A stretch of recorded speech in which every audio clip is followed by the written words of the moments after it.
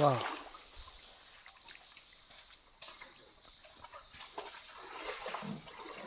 কালকে যে গতকাল বৃষ্টি হয়েছে না, হ্যাঁ, এই কারণেই পানি।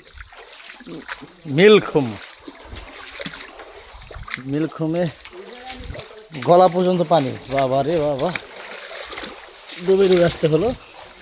খুব সুন্দর জায়গা। আসলে অনেক জায়গায় ঘুরছি, এই জায়গাটা না আসলে বুঝতাম না যে এত সুন্দর একটা জায়গা এখানে। মাশাল্লাহ, মিলখুম যদি আসেন তাহলে বুঝতে পারবেন যে কতটুকু আনন্দ এখানে আসা।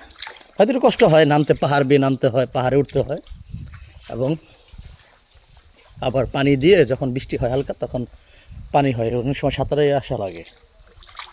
আসা,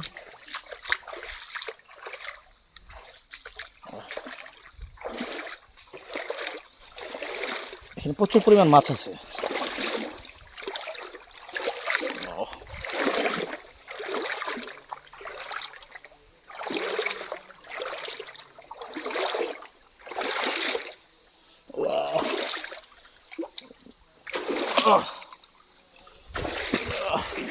আমার মোবাইল একটা ভিজে গেছে, আমি খেয়াল করতে পারিনি। মোবাইল ব্যাগ ভিজে গেছে পানিতে, একটা মোবাইল নষ্ট হয়ে গেছে ভিজে। আমরা এখানে যাবো, শুধু এখানে যাবো।